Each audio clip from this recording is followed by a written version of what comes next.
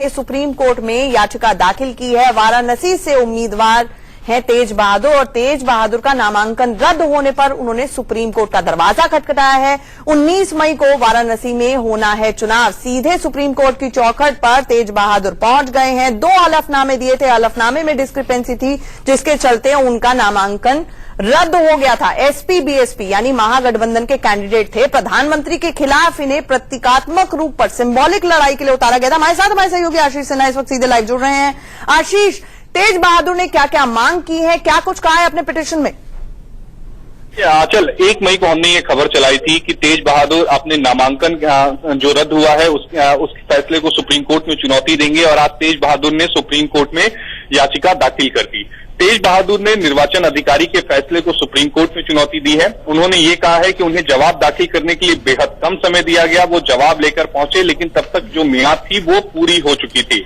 आपको ध्यान में होगा आंचल, तेज प्रताप ने 2 अलग अलग नामांकन भरे थे, एक निर्दलीय उम्मीदवार के तौर पर और एक महागठबंधन के उम्मीदवार के तौर पर। निर्वाचन अधिकारी ने ये कहते हुए उनका नामांकन रद्द कर दिया कि उन्होंने बीएसएफ से जो एनओसी है वो लेकर उन्होंने नामांकन पत्र में संलग्न नहीं किया। दरअसल नियम ये कहता है कि अगर आपको फौज से हटाया गया हो तो आपको एनओसी देनी पड़ती है ताकि चुनाव आयोग ये देख सके कहीं आपको भ्रष्टाचार को लेकर तो नहीं हटाया गया था। इसी बाबत एनओसी मांगी गई थी, लेकिन तेज प्रताप नहीं दे पाए थे। अब देखना यह होगा कि तेज प्रताप कल सुप्रीम कोर्ट के मुख्य न्यायाधीश के सामने जल्द सुनवाई की गुहार करते हैं और क्या सुप्रीम कोर्ट जल्द सुनवाई के लिए तैयार होता है या नहीं, क्योंकि 19 मई को बनारस में चुनाव है। बिल्कुल, 19 मई को चुनाव है। क्या कोर्ट दखल देगी और जल्द सुनवाई इस मामले पे हो पाएगी? अमूमन ऐसे मामलों में अदालतें दखल नहीं देती हैं क्योंकि कॉन्स्टिट्यूशनल बार होती है, संवैधानिक बार होती है दखल देने में। ऐसे में रिटर्निंग ऑफिसर के फैसले बहुत अहम होते हैं इस बाबत। अब आपको सीधे लिए चलते हैं हमारे सहयोगी राजीव के पास। अभी तक की कितनी वोटिंग परसेंटेज हुई है राजीव, क्या हाल है? शुक्रिया आंचल, और शायद इसी के लिए हम सब यहाँ पर एक पैनल के साथ मौजूद हैं और लगातार कह रहे हैं कि अपने वोटरों से कि निकलें बाहर और वोट करें। वो वोटिंग परसेंटेज क्या चल रहा है, कितना लोग, कितना मतदाता निकलकर वोट कर रहे हैं, मैं यहाँ पर तमाम आंकड़ों के साथ हर चरण का बताने जा रहा हूं। तो बात पहले चरण की शुरुआत से कर लेते हैं। कितनी वोटिंग हुई, कितने लोग निकलकर बाहर आए और लगातार क्यों बात की जा रही है? चलिए बिहार की बात कर लेते हैं। यहाँ पर बिहार की अगर हम बात कर लेते हैं, यहाँ पर तो 5 लोकसभा सीटें हैं और बिहार में 1.55% सुबह 10 बजे तक मतदान हो चुका है, जो आज की करीब 11.55% मतदान है। मैं अपने आप को करेक्ट करना चाहूंगा।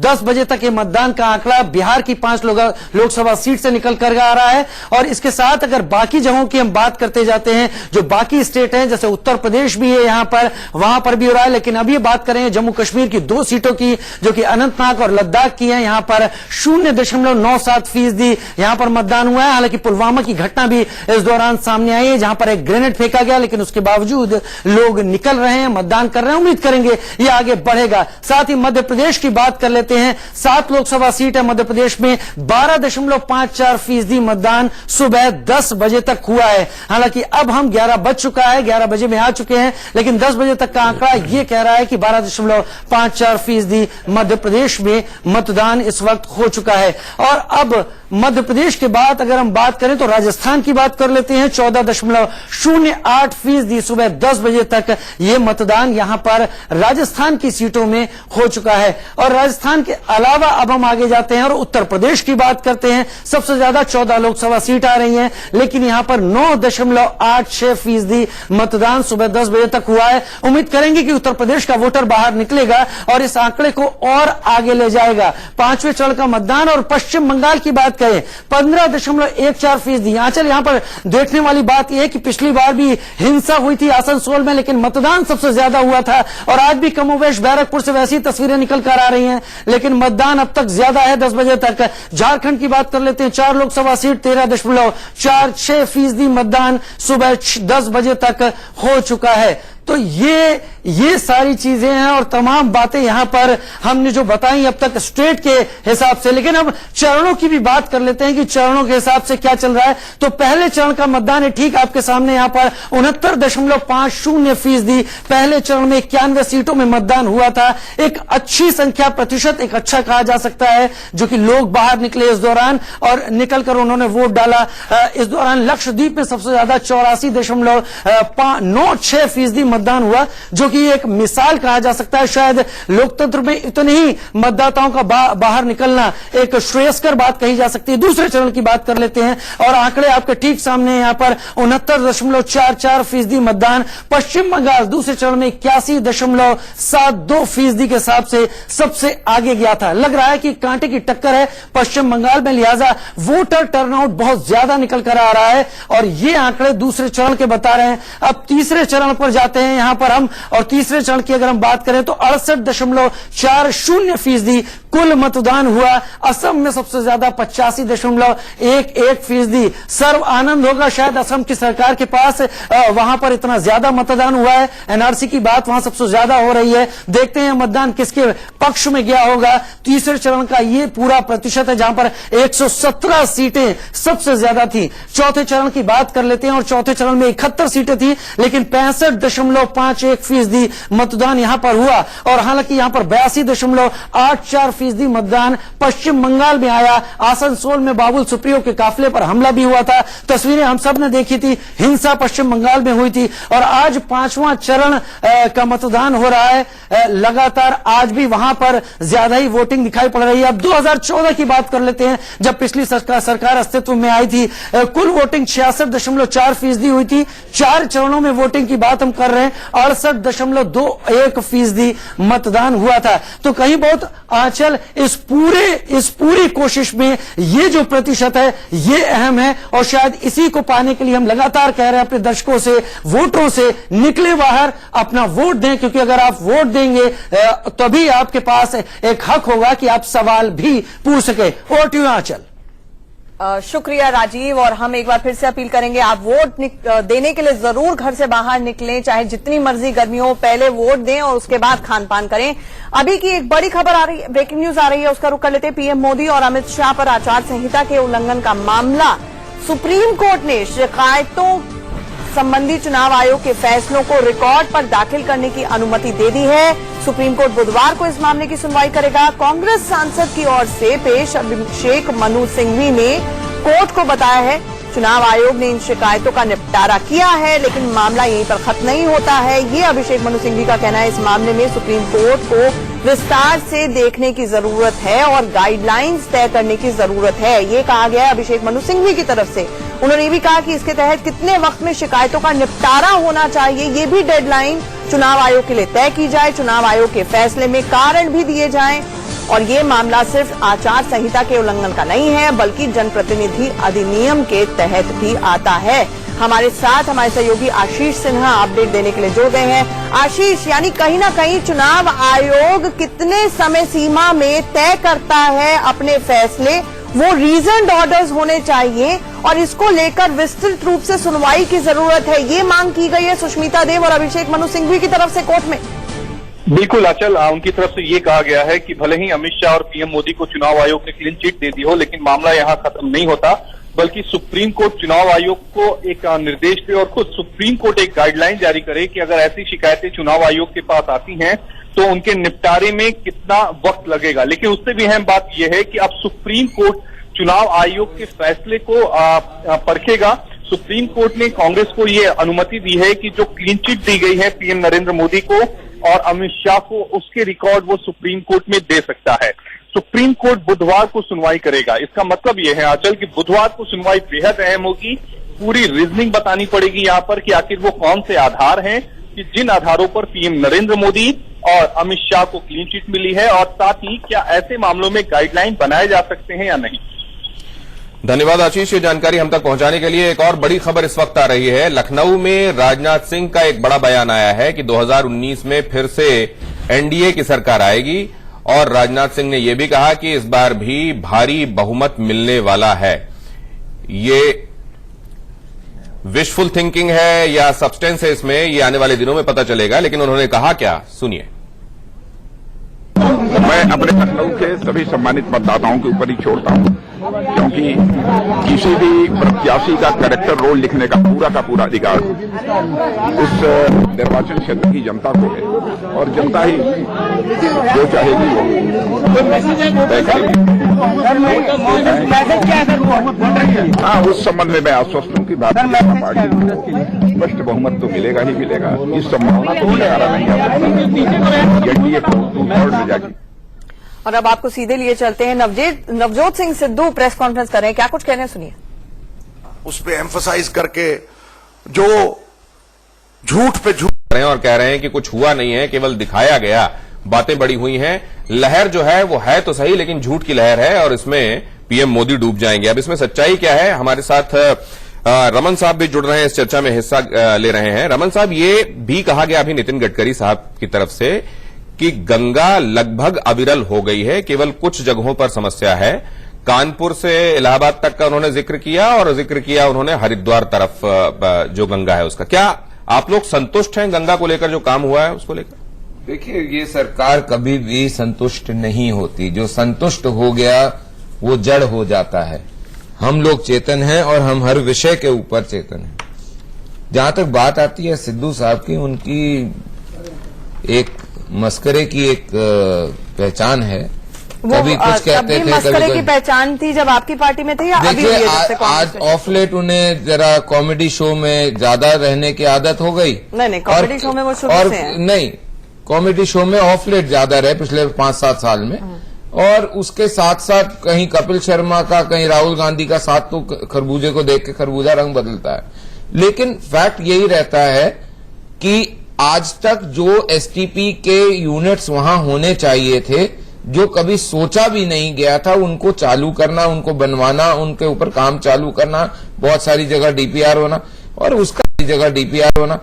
उसका एक और चीज बता देता हूं, जो आज तक बड़े रजवाड़े खानदान थे, आज वो भी जाके आचमन में भर के गंगा का जल पी लेते हैं कहीं कहीं। इसमें दोनों बातें हैं रमन साहब। दिखता है तो लोग कुंभ में गए, उनमें से ज्यादातर ने ये कहा कि गंगा में अब परिवर्तन उनको महसूस हो रहा है, लेकिन उसकी दूसरी हकीकत ये भी है जो अभी सुनने को हमको मिली कि आपने जिस फ्लैगशिप प्रोग्राम को लॉन्च किया था, उसके लिए जो आपका उस मद में जो आपने राशि रखी थी वो पूरी खर्च ही नहीं कर पाए आप। देखिए, एक चीज बहुत स्पष्ट रूप से बोलना चाहूंगा, ये कागज के ऊपर राशि खर्च हो जानी और उसका काम ना होना और काम ना हुए भी पूरा करने का सर्टिफिकेट देना, ये हमारी परंपरा नहीं है, हमारी विधि नहीं है। हम जहां पे जितना काम होता है वो बिल्कुल साफ रूप से कर रहे हैं।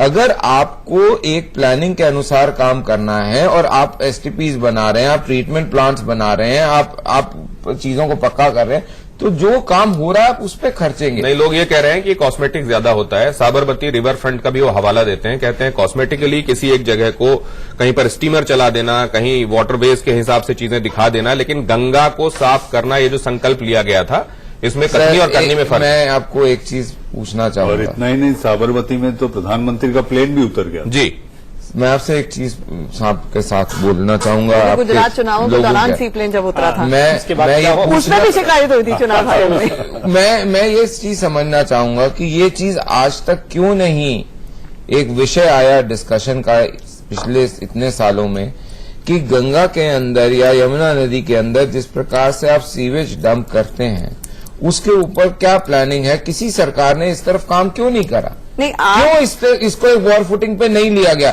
आज जब आप 70 साल में आप डाल देते हैं, अब आप पूछते हैं कि नहीं हो रहा। ये वही बात है कि गरीबों को गरीब क्यों रहने दिया, क्योंकि 70 के दशकों से चल रहा है गरीबी हटाओ। मकान क्यों नहीं दिए?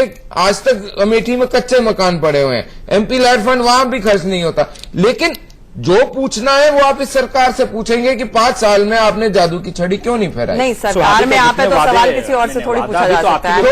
जो वादा करा है वो काम कर रहे हैं, सबको रिपोर्ट कार्ड मिल रही है। हम राहुल गांधी और कांग्रेस से थोड़ी सवाल कर सकते हैं, सवाल तो आपसे होगा, क्योंकि आप सवाल नहीं कर पाएंगे। I am sorry Raman Malik, please tell me, आपसे सवाल पूछेंगे ना, सरकार में आपने प्रण लिया था ना, आपने आचमन किया था ना कि गंगा को साफ करेंगे, छोड़ के भाग, आज उसका फर्क सामने आ रहा है, छोड़ के भाग गई, राइट? उसका फर्क सामने नजर आ रहा है। अरे फर्क समझ में आ रहा है। अरे प्रियंका गांधी ने बोट राइड कर ली, हम क्रेडिट देंगे आपको, लेकिन ये क्या मतलब हुआ आपका ये कहने का आप कि भाई आप राहुल गांधी राजवाड़ों से क्या सवाल करेंगे? हम उनसे भी सवाल करते हैं, लेकिन ये सवाल बनता आपसे, इसलिए आपसे हो रहा है। आपको तो जवाब देना है तो दीजिए, बिल्कुल जवाब इधर उधर जाने की जरूरत नहीं। उधर कहीं नहीं जा रहा हूँ, जवाब साफ बोल देना रहा हूँ है तो दीजिए, नहीं कि तो इधर जितने उधर एसटीपी बताइए, प्लांट, जितने ट्रीटमेंट प्लांट, जितना कुछ गंगा के अंदर आ रहा है उसको साफ करने का जितना काम इस सरकार में हुआ है, मैं आपको गारंटी से बोल सकता हूँ, किसी एक दशक को उठा लीजिए, दो को उठा लीजिए, नहीं हुआ होगा। 5 साल में जापान के क्योटो के तर्ज पे वाराणसी को आप जो है सेव करेंगे, सुरक्षित गए 5 साल। आइए राजीव पहले प्रताप सुन लें। रूडी क्या कह रहे हैं, सुनिए।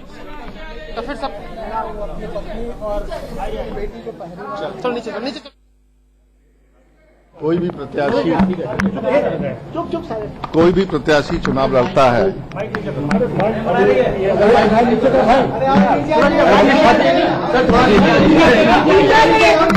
अरे प्रेम ठीक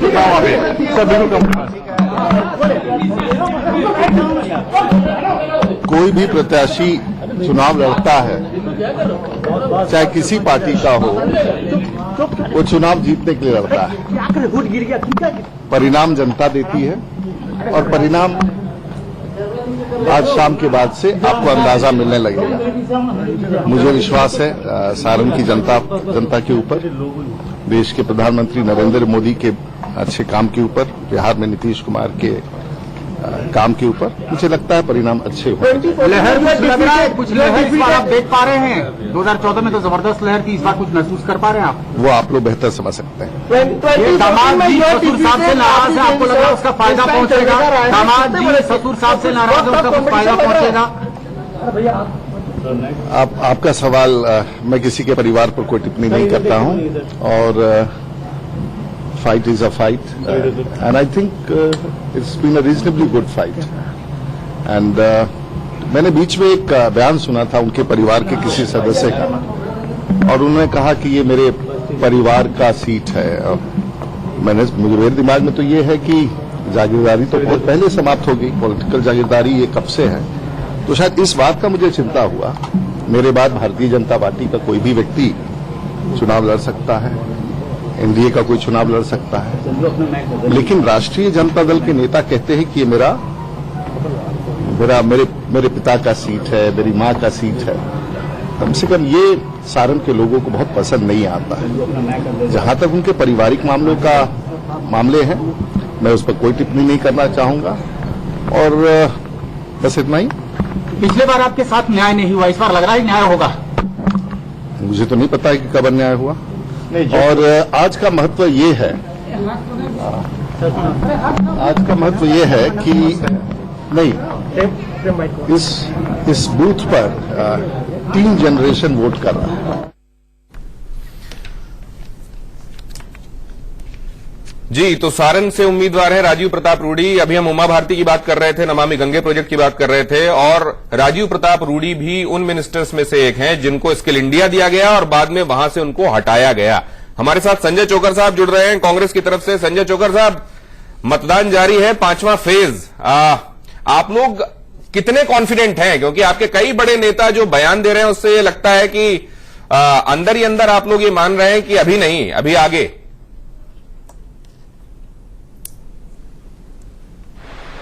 नहीं, कोई नेता ऐसा बयान या इस तरह की बात नहीं है। आप देखिए बहुत ही कॉन्फिडेंट है कांग्रेस पार्टी, हमारे सारे नेतृत्व, राहुल जी, सब लोग कॉन्फिडेंट है। एक बात देखिए, ये बहुत दिलचस्प चुनाव है, 5 फेज गुजर चुके हैं। आप देखिए इस बार के चुनाव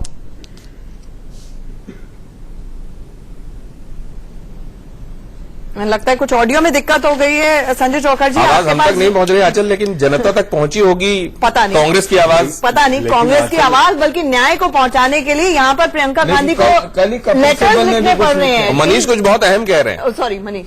लेकिन आंचल एक बात बताएं दिनेश आपको, जब राजीव प्रताप रूडी कह रहे थे, एक वक्त था जब ये बीजेपी के पोस्टर बॉय जैसे हो गए थे, हर प्रेस कॉन्फ्रेंस ये एक चेहरा थे, लेकिन पेशे से पायलट पिछले 5 साल से ग्राउंडेड है और चेहरे पे अभी भी वो नहीं दिखाई दे रहा है जो पहले हुआ करता था। पूरी तरह कॉर्नर कर दिया गया है उनको। आप देखिए कि मंत्रालय ले लिया गया, फिर पार्टी में भी उस तरह का नहीं रहा उनका।